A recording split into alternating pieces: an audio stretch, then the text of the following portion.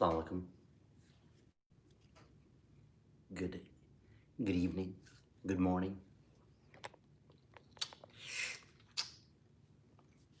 Having some blackberries.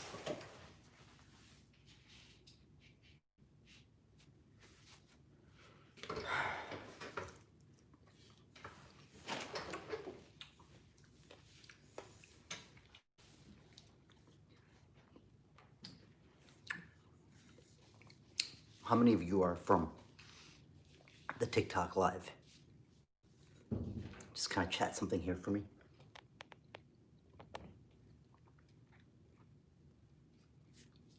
I'll start in a minute. Hey, can I come over? I came over from awesome, awesome. That is awesome. Okay. I said 12 o'clock, right?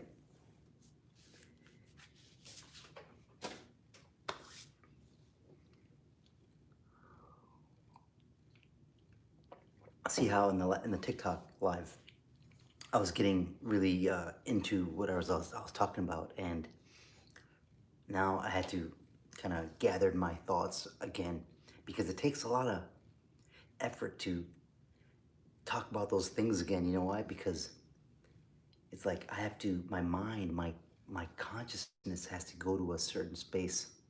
It has to kind of go in the back burner and just sit back while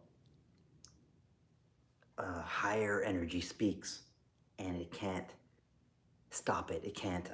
It has to let it flow. But it created the structure for it to flow. Because from the infinity to get finite, that structure is needed. That is the structure that all these spiritual systems talk about. The illusion, this Maya. Every culture in the world throughout time has talked about how this is some form of illusion, some form of a dream. You know, you're a traveler. You know, it could be even, how do I reply to this? Okay, yeah, report, remove, cancel. Anyway, so, okay, report. So how do I reply to you? Huh.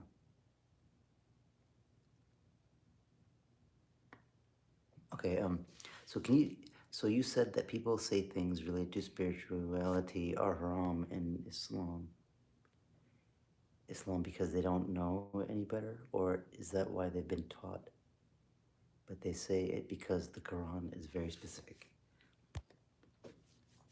Well, they've been taught that, and they've been told, look, it says in the Quran right here, and they read the read the translation of the Quran. Do you know that mushaf is the latest mushaf that was created in Egypt in 1920s, like 1923, and all the older mushafs were ordered to be thrown in the Nile River. Okay. The history of Islam is very, I find it hard to go back to Islam because they've started, well, the thing is, it doesn't matter if you go back to Islam or not. You know what? Your structure of reality is a Islamic point of view.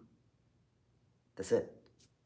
You know, so it's like the road that was built on for the ego to drive on or be on is Islam for you because you're born into it. Even if you didn't believe it, or maybe you didn't believe it until you're a teenager, or until recently. But the thing is, you've had all this programming, and you think that you're just gonna get rid of the programming because you're on this other path. No, you take it with you. It is part of your makeup. It is part of your neurology. Okay? And what I'm saying is you don't have to throw it away. You can rewire it and and and get to a certain point where you understand there's a divine, you understand that you're an illusion, and now you understand what the spiritual traditions, the rituals were about. They're all about making you remember that you're an illusion. That's why you got to pray 5 times a day, because 5 is correlated with the 5 cardinal, you know, the spirit, the ethers, the you know, uh, earth, right? Air and water and fire and your spirit. That's what that's about, you know? And then in that, there's a lot of other kind of occulted, hidden teachings, you know? Hidden teachings that have to do with uh, the cosmos, and they have to do with the Hermetic principles that were taught by the most ancient of the prophets or whoever deities in different systems. Like, for example, one of my main jumps spiritually from the mainstream Islam to a deeper, more spiritual Islam where I have control of this dunya. I understand what demons are, what jinn are, and they don't control me. My five senses, they don't control me. So you would recommend meditation and praying. I'd recommend to be in a state of awareness 100% of the time, as much as you can. And when you start lagging in that state of awareness, then you go to maybe your meditation and get that fuel to kind of quiet the monkey mind and to get back aligned with your highest vision, with your passions and whatnot. And then, and also from that state of understanding, from that state of being, you harness, you invoke energy.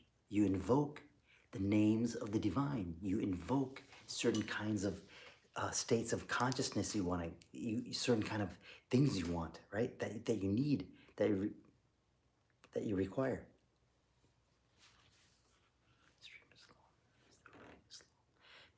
Is the right Islam. So why would he say the mainstream? Okay, that's what I'm saying. The mainstream Islam is not the right Islam. That's what I'm saying. The masses will never have the truth. Never. The masses only get what the mass media gives them, what the masses give them.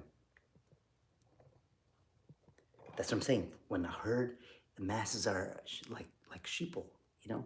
They're, and then you have the few that get past the norms of what the average person is saying or trying to understand, and they strive for something deeper.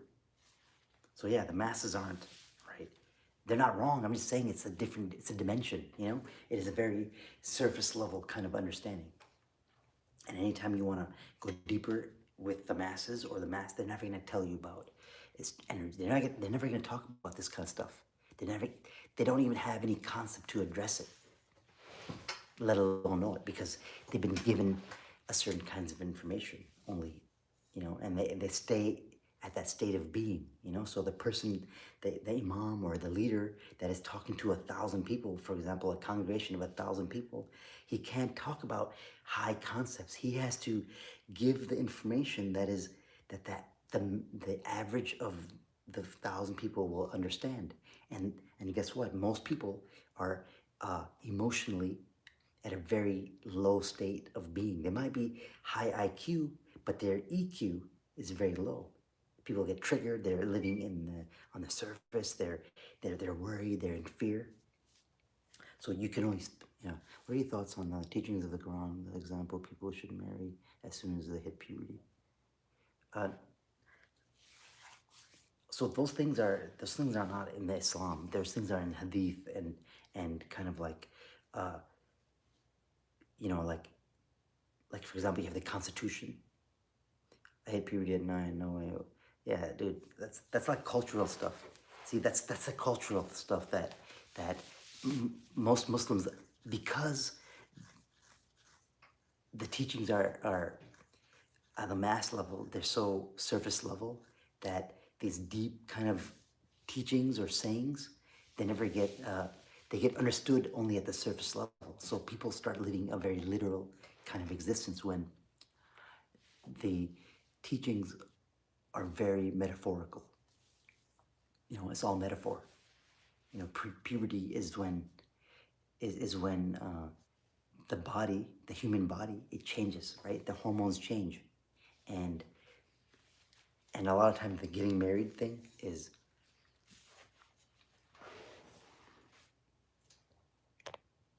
you know, it's like It's like basically by the time you hit puberty, your mind is not is very it's very hard to mold.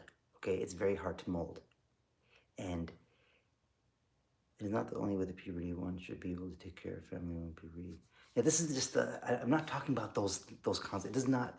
That is not what I'm talking about. I'm not talking about jurisprudence and cultural, understandings. I'm talking about mysticism. I'm talking about spirituality. I'm talking about this matrix. Okay, it does not matter. Everything's a freaking illusion.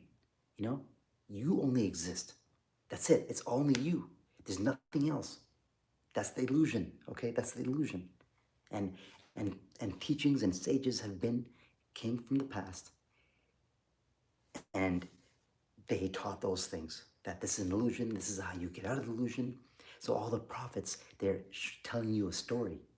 They're explaining, they're telling you a state of consciousness. Okay, like the Christ consciousness, which is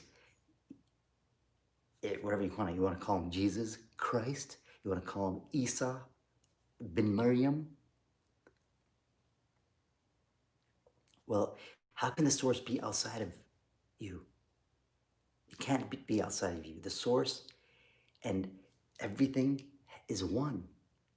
So there's nothing outside of that divine oneness. It's just states of separation.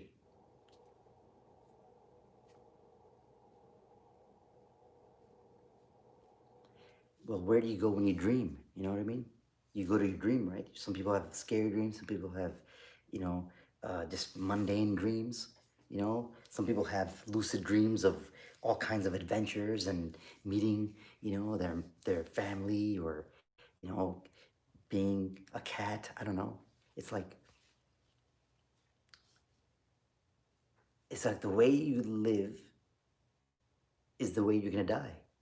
If you lived in fear, if you lived in worry, if you lived in all those kind of states of being, then you're gonna die in that state. Okay, and then if you lived in, a certain awareness, then that's what. It's a concept. Everything that is said to in the word, in this illusion, it is a concept. Okay, it's a concept. An abstract concept for the finite, limited mind in this matrix illusion dunya to comprehend. How does a limited mind comprehend the infinity? Infinity is a freaking weird concept. Think about it. If you go to hell for, a trillion, billion, zillion years, what is that compared to infinity? It's nothing.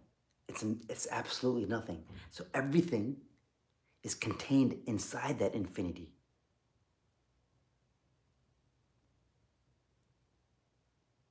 Another concept, if you were sentenced to hell for billion, trillion years, and the first year of hell is it gonna be the same, in terms of the punishment and stuff, compared to, say, the last month of your hell sentence? You know what I mean? So it's like literally ascension process. It's like Dante's Inferno. Have you ever read Dante's Inferno? I read a little bit of it, and I read, I tried to, I went to many different, podcasts and book reviews about Dante's Inferno, and I also watched some adaptations to that, and it was amazing. It's amazing. It's really like a soul's journey, but then right now, to awaken the soul, you have to have like a hero's journey, because you have to awaken a certain kind of consciousness that is within you. And it's only awakened through doing the work, through actually going to save that princess, which is the divine feminine energy within you, the one that you have suppressed since you were a child. the dreams you've had for yourself that you have suppressed because we got lost in this density, and we weren't really told by our family, our parents, the truth because they didn't know the truth either. So we got told survivalism. We got told, hey, you have to do this, you have to do that to survive, and you have to do this to survive, and you know, and if you're spiritual, then you're like this loser, and you're this and that, you know.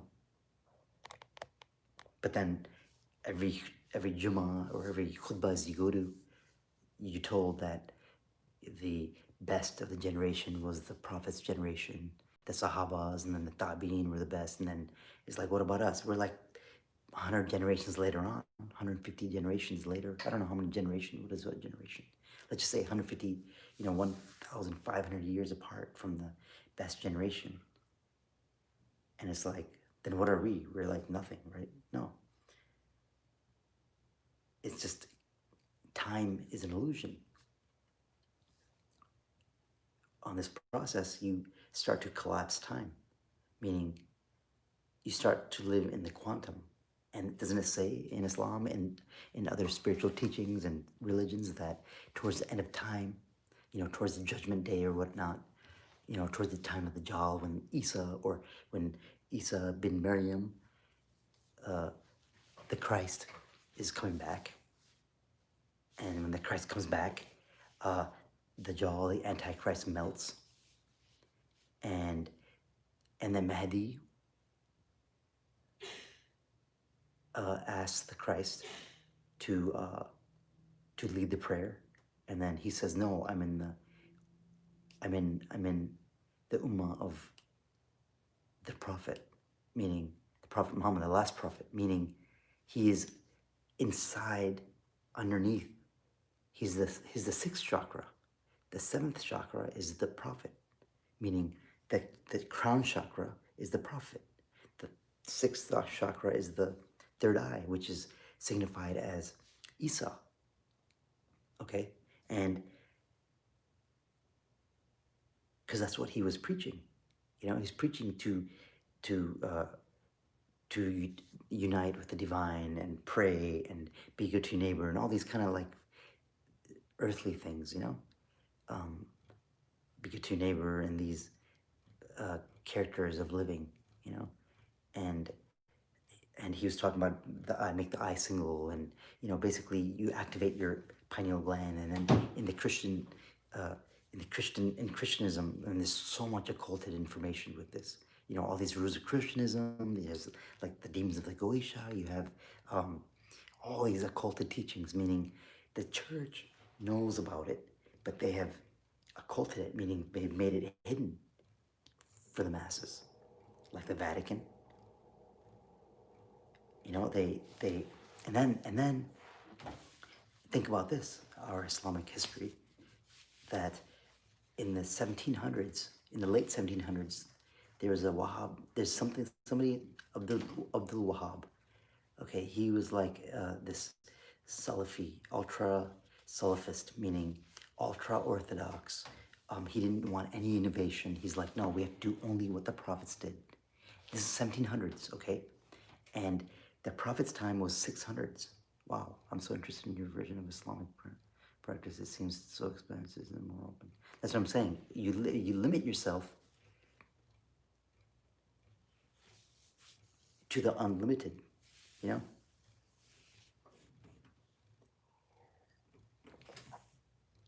So Abdul Wahab in the 1700s, late 1700s, he was in Egypt, okay?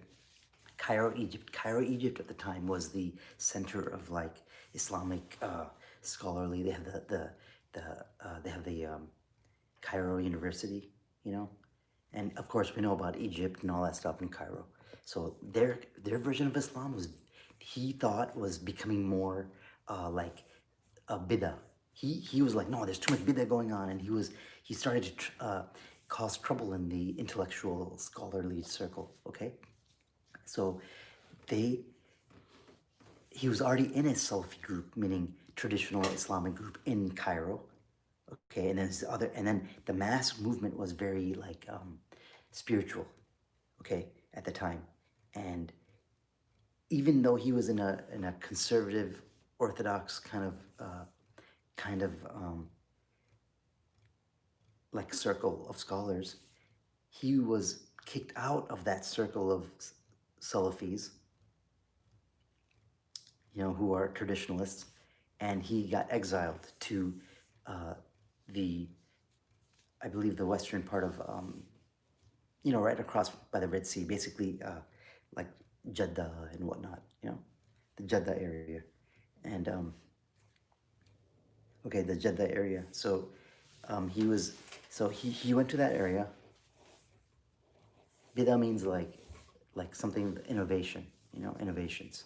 So he thought they were innovating too much, and and and it wasn't right, So okay, they're innovating. That's what he thought. So mind you, Islam throughout the ages has been very mystical. It was a very mystical tradition.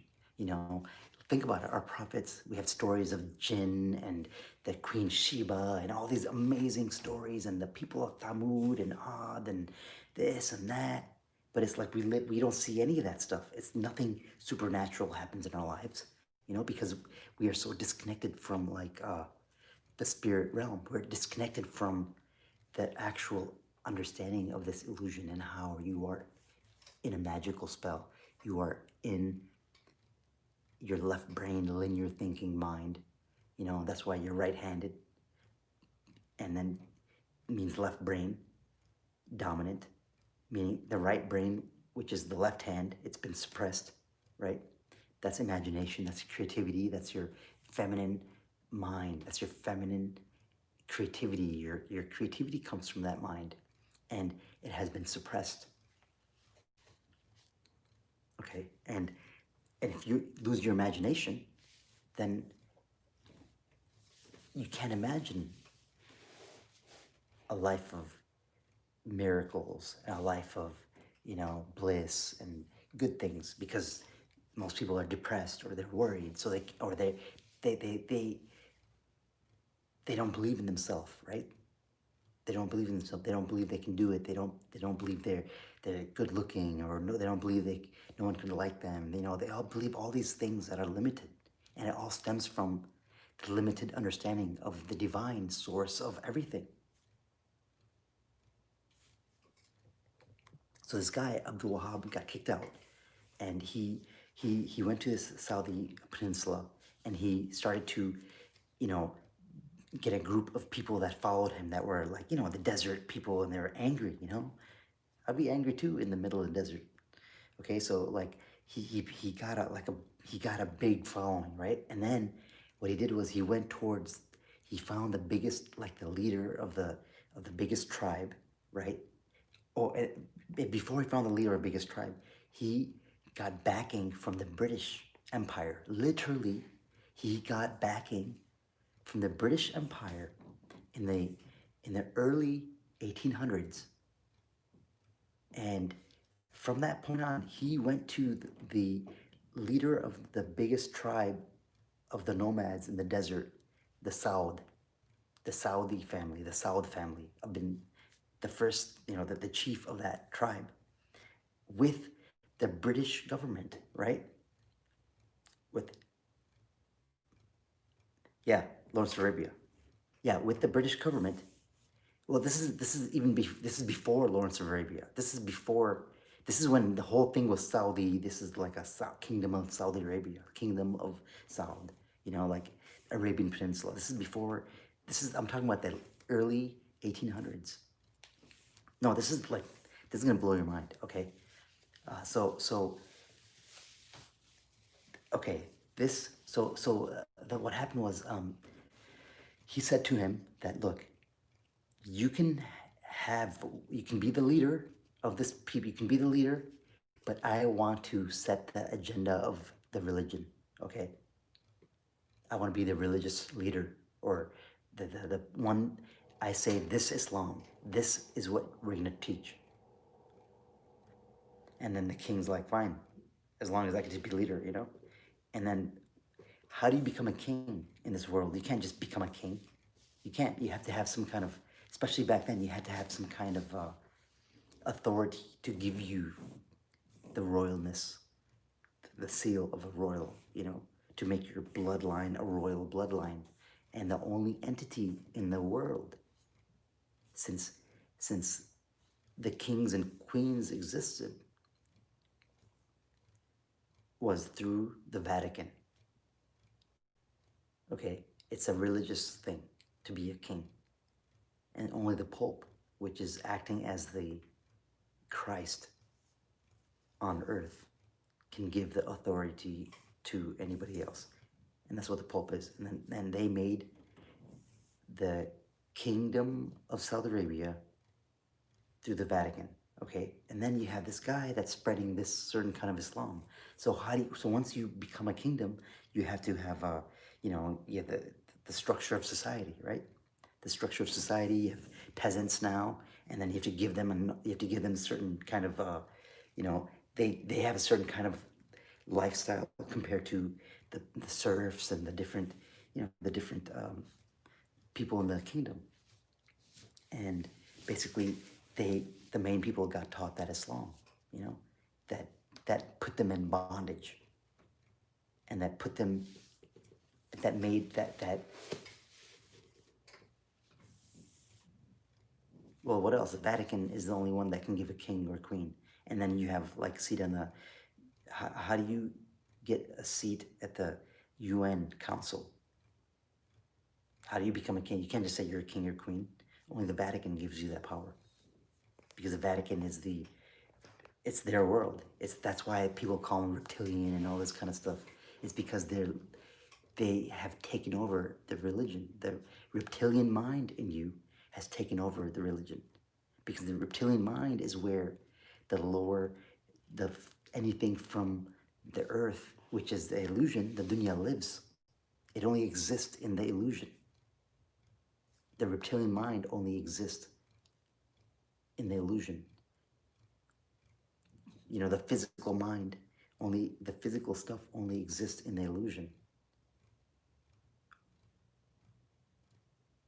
When everything ceases to exist, the only thing that'll exist is what always existed, and which through all the existence comes from. And we're a part of that. But we have consciousness. They say consciousness is what makes things. I mean, what is matter? It's just a bunch of different electrons and protons moving around, and no one has seen an atom before.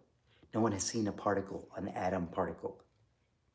They go closer to it, then this is the atom, but then they go more closer, and it's just a bunch of space. It's like, this is what the observer, comes into place, because the observer collapses the waves. You talk about chakras. This is from Hinduism, right? Hinduism, Islam, water, oil. So how you pray Islamic and the way you... Okay, the chakra system is just it's an understanding of the physical illusion of the different energy centers of the bodies, because we go around the Kaaba. The Ka and the Ba is a Egyptian term, okay? It's an Egyptian term. And it means the body and the soul, the body and the spirit. And you have to unite them, which is the Merkaba, the Merkaba, the light of the divine. It rotates around, okay? And we go around the Kaaba 7 times, counterclockwise. There's 7 chakras, right? And we circumambulate the Kaaba, meaning as we go around, we get closer to the physical Kaaba, right? So that light is far away, and then it gets tighter and tighter and tighter. And it's a process.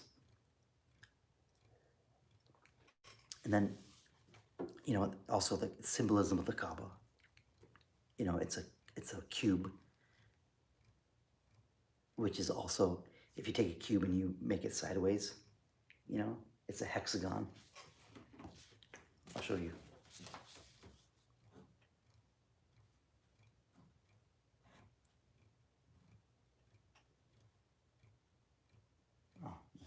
picture. So I'll show you the cube.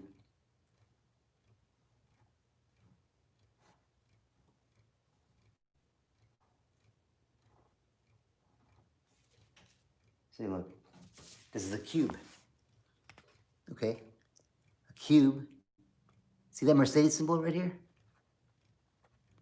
That's because it's the hexagon. 1, 2, 3, 4, 5, 6.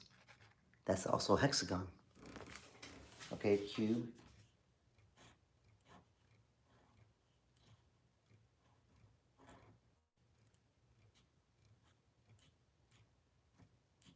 See? And then you have the Star of David, or what they call a Star of David, you know, it's a triangle down, triangle up, and the dot in the middle is the soul, you know? And it's a balance between the two. It's talking about the same thing. It's the same thing. And then you have the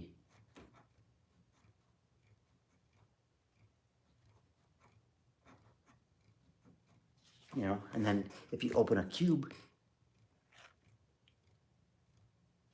it becomes like this. See, you put this up, put this up, put this up, put this up, and then you have that top part open, and this part closes that top part. It's all the same thing,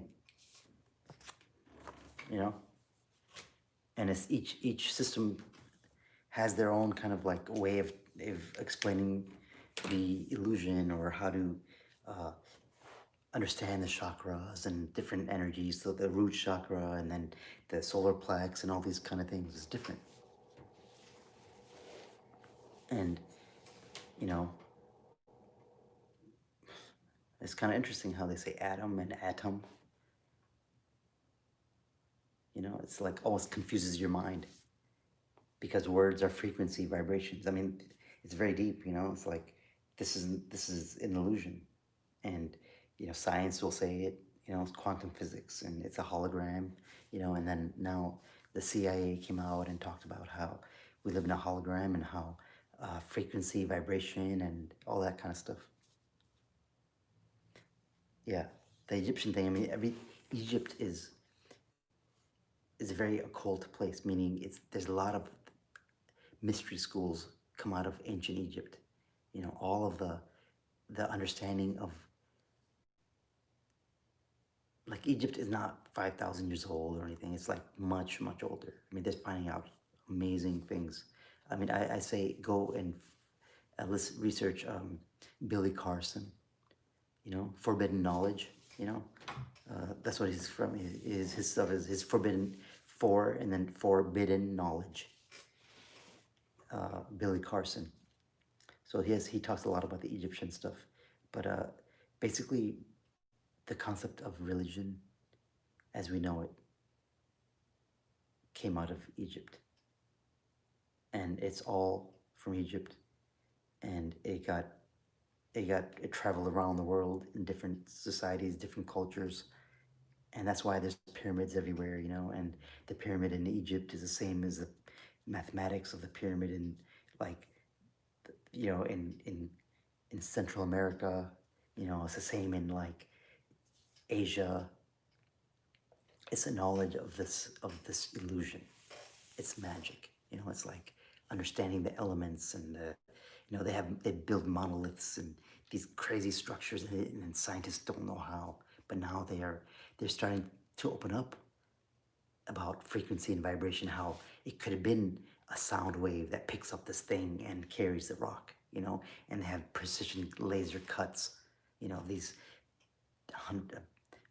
thousands and thousands of tons of like rock that is from like 500 miles away in the middle of the desert, you know.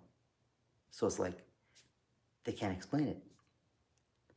They say, oh, aliens and this and that, but it's like, you know, that's more distraction. Then it's like, oh, it's something outside of us, you know, that's powerful. Now the aliens control us. You know what I mean? And it's like, oh, look, reptilians controlling us, and they're drinking blood, and they're sacrificing people. And then people are always like, oh, yeah, it's you know, these aliens. And it's like, no, it's all within you. It's all within you. You're just giving up that power to something you think it's above you. That's part of the illusion. In the end, you give up your power.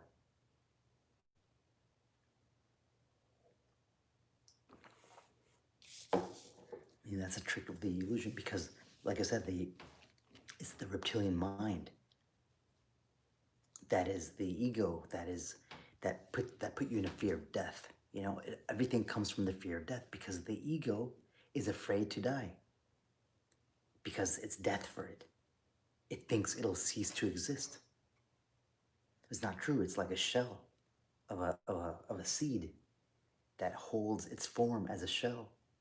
If it does that, then the seed will never germinate and become a tree that bears fruit with more seeds and shells. So it never dies. It just becomes, the tree. It becomes part of the tree. It becomes part. It's part of it.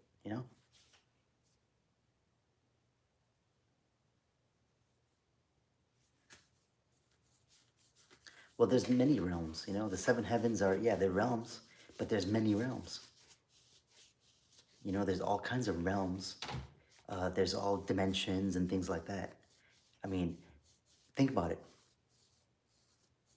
If you can think of anything,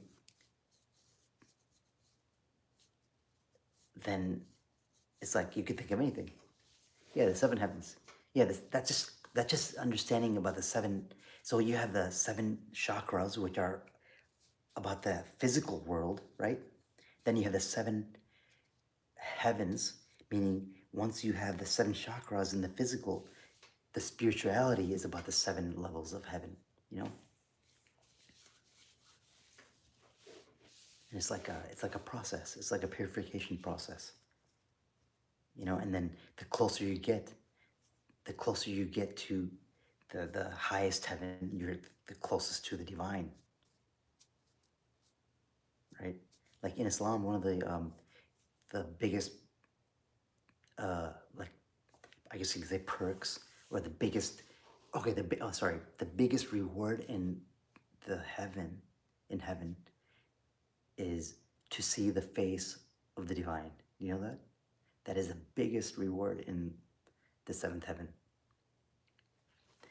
And it's like when you really work on your chakras, the seven chakras for the physical, and you're aligning your higher self to get to the seventh heaven, like you see the reflection of the divine. And it is a beautiful. It's a certain knowing. It's a vibration. It's a frequency. It's a vibration, and you melt. And before you get to that state, you have to melt the Antichrist. You have to melt the illusion. And when you melt the illusion, you conquer it, meaning it no longer. It's an illusion, but it becomes an illusion that you can control. For the most part. I can't control what somebody else does to an extent, but I can control my reaction to them. I can, if I control my inner world, it's going to reflect in the outer world. If I can't control my inner world, then my outer world is going to be chaotic, meaning my life, the way even at the vibration of how you eat, right? There's just see, people are thinking it's like outside of yourself. It's like this thing that is gonna come after I die and this and that. No, the judgment day is happening now. Aren't people running around crazy, right? Aren't people in a state of panic? Aren't people really in limbo? It's all kinds of things. Some people are in judgment day. Some people are in in hell, in the layers of hell. All this kind of stuff. It's all happening in people's lives, but they live it out in the physical with certain states of being. I mean, the thing is, where am I happening right now? I'm happening in your mind. I'm happening in your mind through a series of these technologies and whatnot. But in the end, I'm happening inside your mind, not outside of it. I'm being projected out there in this matrix hologram, but it's all happening in your mind. Your eyes only refract light. It's all darkness. And when the darkness, when all the lights come in, it refracts based on your observation, based on the observer, based on how you have been understanding reality. How you know about yourself, how you think about yourself. That's why people that come. Okay, a perfect example is in America. People that come from another country, notably Europe, for example, or India even, and they come to America when they're like in high school, they excel very, very much so academically because they have not been taught in a way to in the same way Americans have been taught in the public schools. It's much more their minds are much, the IQ is much higher and the EQ is much higher, and so when they come here it's very easy, and they do very well in school and college. I know this firsthand many times over. It's because in America we live in this kind of controlled matrix, and think about it. The U.S. is still the freest place. It's just the people put themselves in bondage through what their whole reality is like. Because anybody can practice whatever they want. No one is gonna break down your door and and say you can't practice this. Like in Egypt, if you would have, if I was talking like this in Egypt, I'd probably be killed. Even if I was talking anything against the government, as a religious person or something, I would be killed. I mean, in Egypt, like the khutbahs recently, until and that they were very much so like you can't just talk about anything you want. It has to be approved by some kind of like board, some kind of committee, some religious committee that allow that the khutbah has to be approved. Same thing everywhere in the Muslim world is like that. But because it's like the people aren't ready for this information either. But now because of this opening of social media, all these platforms available like this, the truth, it's an age of awakening. Even religiously, we know that it's an age of awakening. In every religious system, they talk about this age of Aquarius, age of awakening, the age of the end times. It just like, unfortunately, the people that the Muslims and Christians make up a majority of the religions.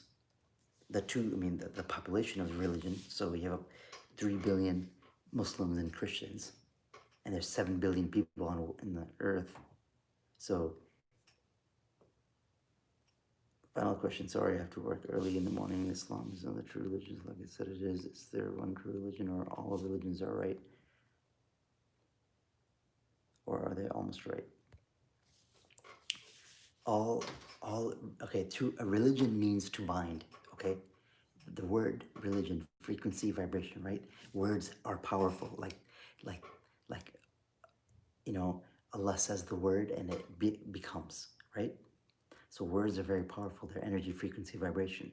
Okay, the etymology of religion is to bind, okay? To bind, and also to bind the intellect.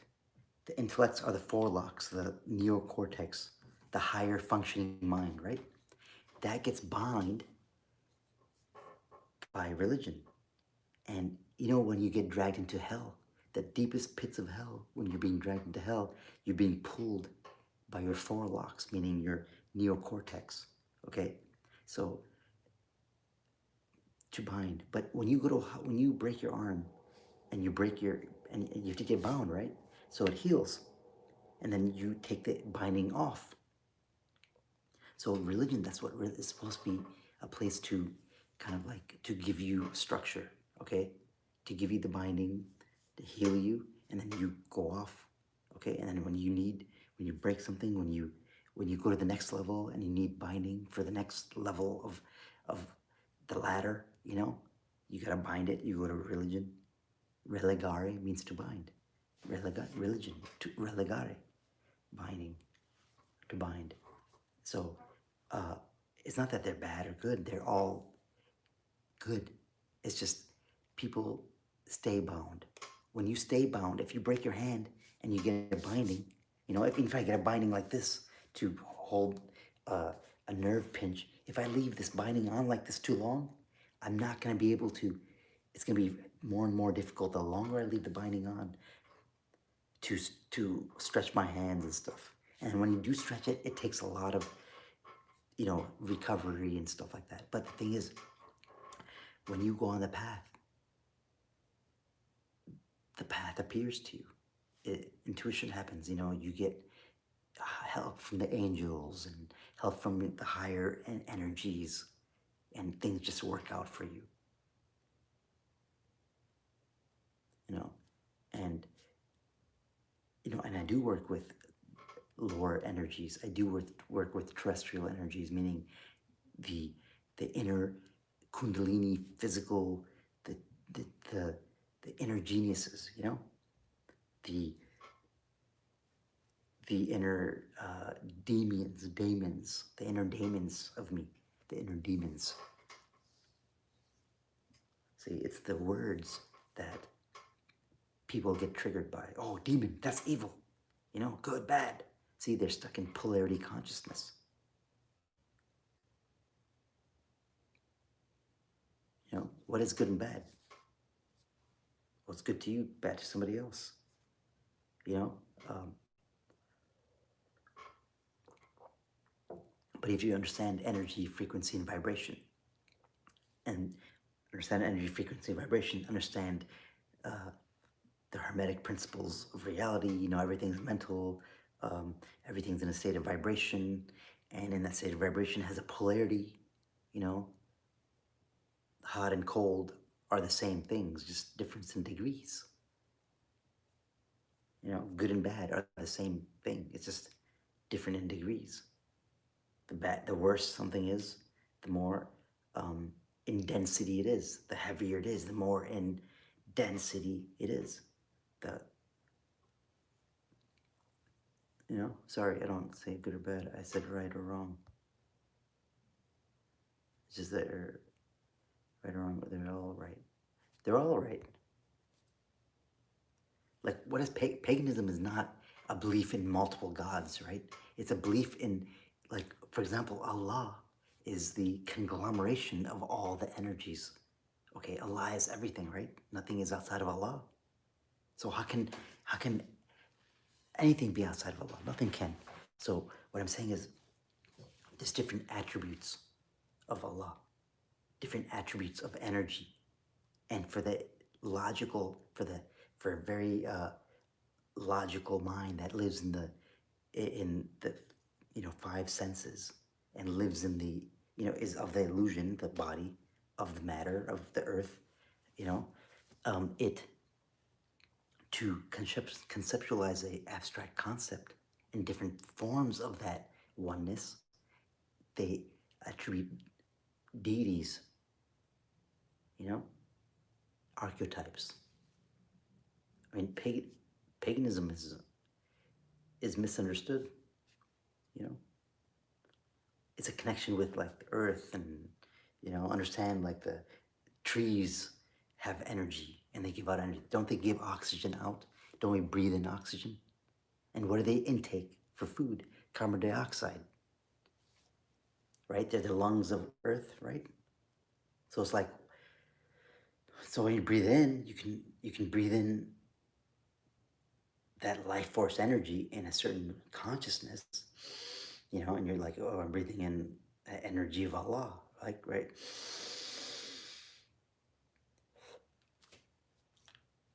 Get to a certain state, and then you exhale out, and then you say Allah, Allah, and then the trees get that energy, and you get the oxygen. It's like a repeating cycle.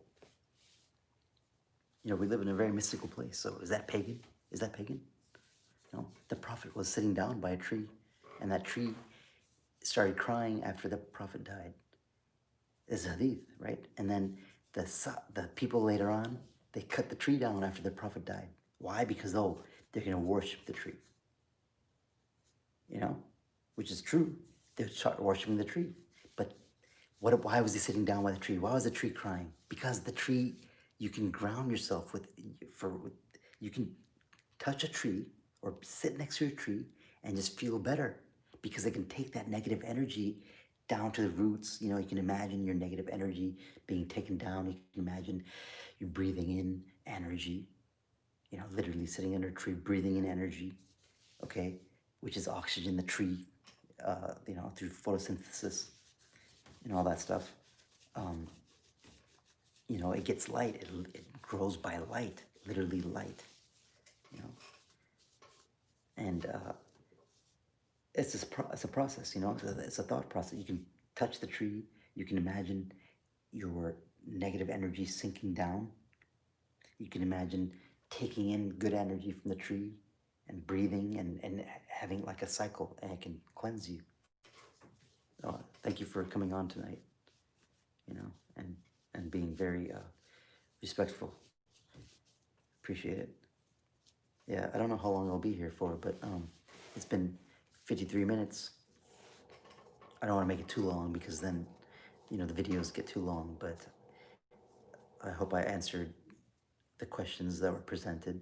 And, we've been told by a certain system, and we stay, and aren't we stay in it, many of us have stayed in a certain level of consciousness, and anything that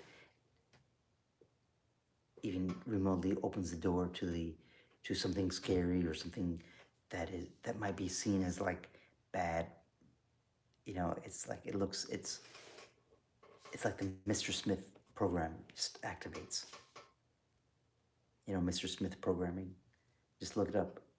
Go on Google and look up, what is Mr. Smith programming? It's like you can be talking to your friend. I think this is the example they give you. You could be talking to your friend about something, and then, all of a sudden you talk about a topic, right? That if the other party listens to it, then it can really expand their consciousness. But then the Mr. Smith, the devil or the demon in them, or the ego, gets up and gets angry, and really gets defensive and doesn't want to hear it. It kind of blocks that energy from entering and planting that seed in their consciousness. And that's the Mr. Smith. That's the devil type of energy, because the devil is the ultimate state of separation from the divine. That's why they say the devil can never go to heaven, right? Because it's only of the physical illusion. And the Kundalini energy is not the devil. You know what I'm saying? The Kundalini energy is your feminine energy that has, it's the primordial energy that has been suppressed.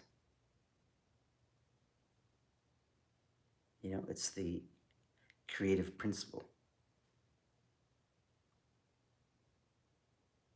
So in a sense, there's only one, but there's two energies. That's why they call it, that's why there's the divine masculine, the divine feminine, and then the consciousness. And they have to be balanced together. And that is only in the physical. And then when you die, I mean, I don't know, but I, to my logic now, it makes sense. You know, the different systems, it makes sense. So I can go to every single religion, every single spiritual system in the religion, and and still get the energy and understand that energy is still that same one divine. It's just explained in a different way. So Odin is this wise God and this and that, and it's all talking about the same energy. It's just different ways you can perceive the energy for what? For your own benefit. You know, the more you are aligned with that source, then the physical illusionary part of you will benefit. Like, I'm going to end with this, but there's a saying in the Bible, I think. It's like, when you seek the kingdom of heaven, will all things will be given to you, you know? Or when you enter the kingdom of heaven, all things will be given to you. Something like that. Meaning, if you're best friends with the Creator, and it's just you and the Creator, that's what you believe. You don't believe anything else exists. It's just separation. It's just illusion, right? If it's just you and the Creator, then, and you have this relationship and you understand illusion and the alchemy process and the metaphysics of it, and, you know, the unseen, you know, these energies and stuff, then wouldn't your physical life be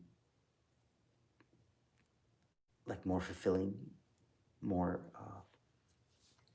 you know, not so like, wouldn't you love to get up in the morning and just, no matter what, even if you're going to your job, even if you're going to your work, it's like, you know, that work is, you have that position because it is your foundation for something greater. You know, it's not to be lost in the system and to rely on it, because you shouldn't rely on anything but the divine. You know, that's why I don't rely on the healthcare system to give me health. You know, when the last time I went to the doctor? I don't know, maybe 15, 20 years ago. But I don't rely on the healthcare system to give me health. Now, when I break something or I have some kind of illness, I'll go to, you know, get medical attention.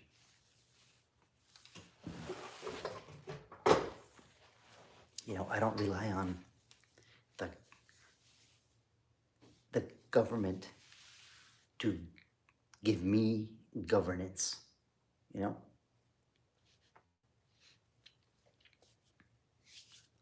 I don't rely on anything.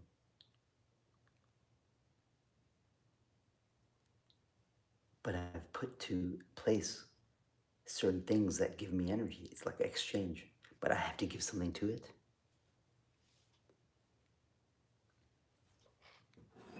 You know, it's all about the equivalent exchange of energy. So even seeking the spiritual path, what is the energy that seeking is even wanting to seek? Because in the beginning, it's probably, I mean, for me, it was, you know, law of attraction. You know, my life sucks, and oh, how do I get better, and this and that. So it was more like a ego trying to attract abundance, and that didn't work for me. I was messing up more, you know, because I always wanted to seek the spiritual, you know, the divine, the occult, the hidden, all that kind of stuff. So, but the thing is, now I understand that law of attraction thing, where I can attract that abundance. You know, I can attract, but for that to happen, you have to have goals. You have to have a vision for yourself. You have to have a vision for your, you know, for your perceived future. You have to have a vision for, so if you can think it in your mind, you can create in your mind and you can put in your heart, and your mind, like back and forth, the heart and mind, heart and mind. So it's logical, it's balanced heart. It's from the heart, but it's logical,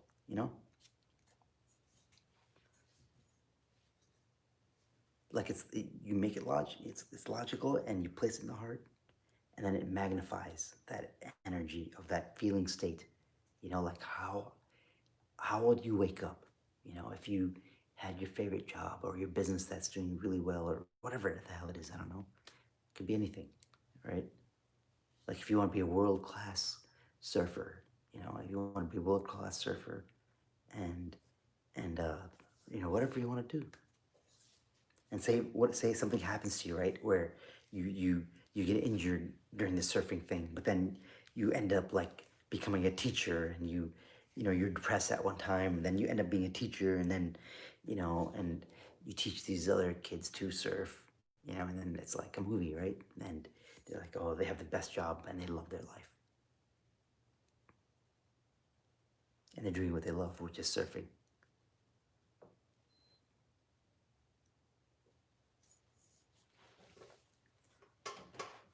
Yeah.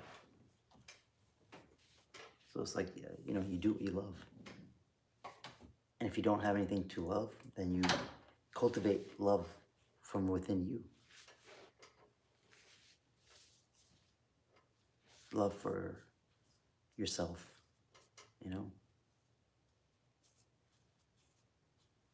Because I don't want to carry any hate or anger or guilt or jealousy, any kind of energy like that within my heart, because it's not going to hurt anybody else except myself.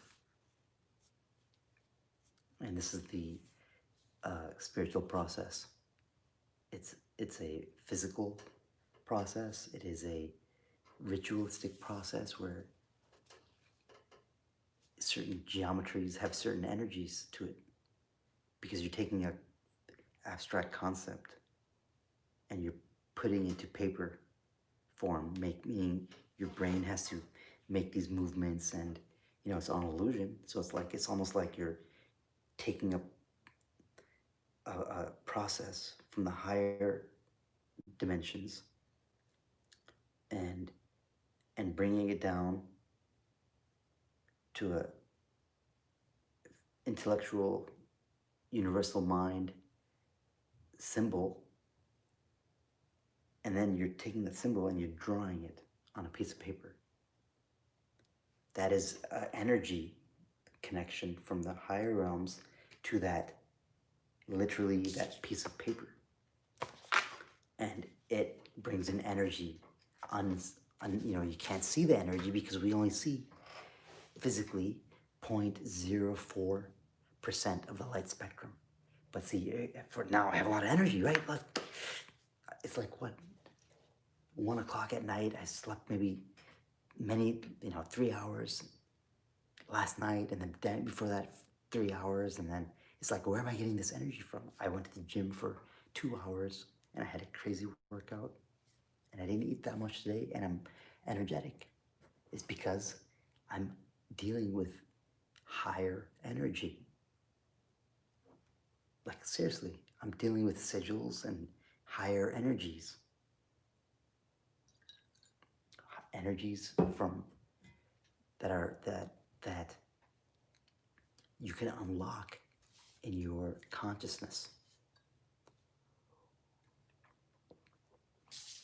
But see, say I unlock this energy about it, and I'm all excited, and I wasn't, I can be doing something bad, right? I can be doing something destructive.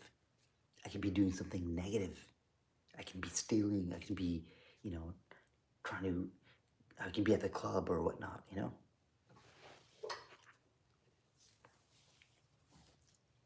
But so it's energy. It's whatever's in that person's heart. That's what's going to be exemplified in their life. When somebody gets a lot of money, however they were, they can be 10x that. So if they were like somebody that, living paycheck to paycheck, and now they have a bunch of money, or a significant amount of money for them, then what happens is they can be spending a lot of money on things that they shouldn't be, you know? So instead of buying like every day they spend $5 on lunch, now every day they're gonna spend $15 on lunch. You know, because I know people like that because they had a certain concept on like, oh, wealth is bad, or you know, only wealthy people are arrogant. You know, so psychologically they're always making themselves not wealthy because they speak in their mind lack, limitations. So anytime they get money, right? I believe you. Thank you. Esther. Esther. Where are you from, Esther? It's either, it's gonna be very late for you if you're not from the Pacific Standard Time.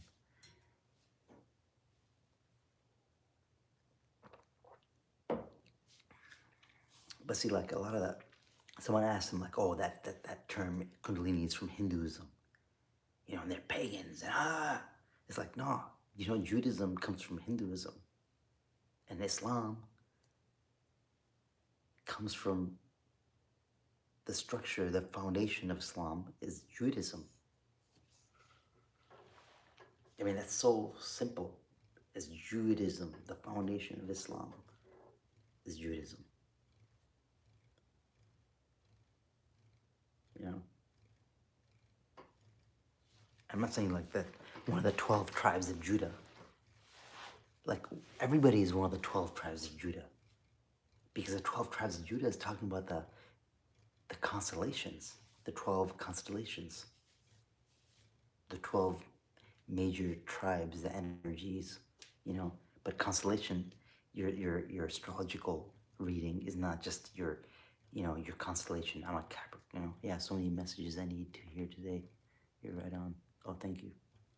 Yeah, so it's like the constellations that, you know, where's your moon, you know, where's your sun, where's your Mercury, Mercury's your intellect, where's your Mars, that's your fire energy, where's your Venus. But these energies aren't independent. Each of them are fractals, you know, within it, the energy of Mars has the fractals of every single other planet. Oh, WA, Washington. So you're in the eastern. Oh, you're the, yeah. I'm in Corona also. Sorry. I'm in California also. I'm in the city of Corona, California. It's in Riverside County and near Orange County.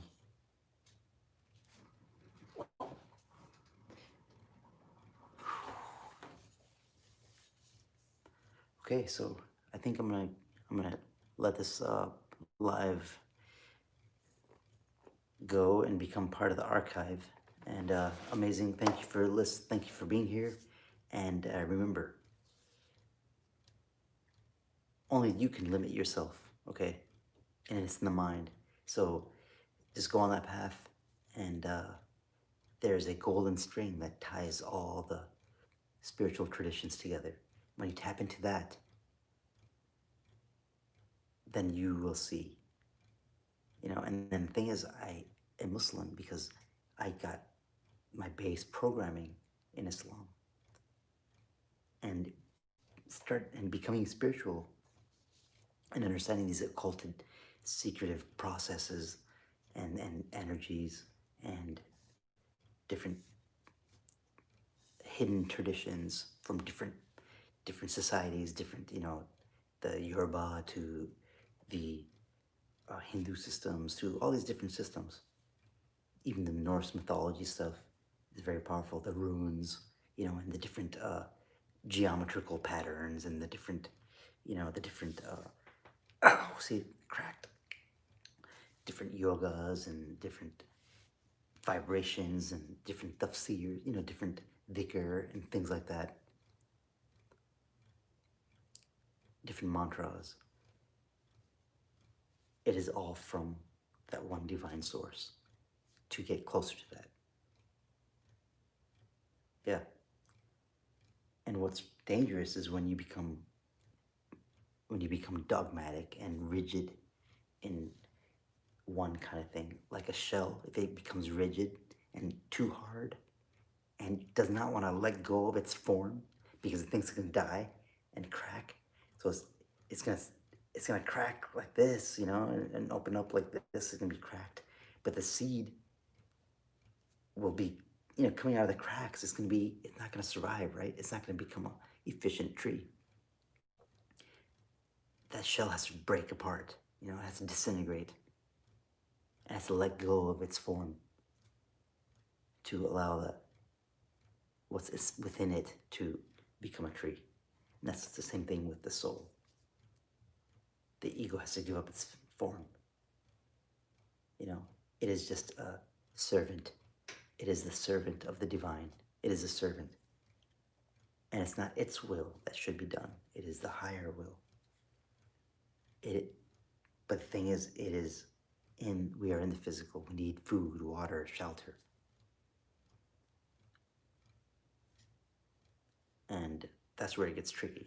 But you have to balance all that at the same time and know that it's an illusion and you can program it and you can manifest. Okay? Take care. Assalamu alaikum, everyone. Peace.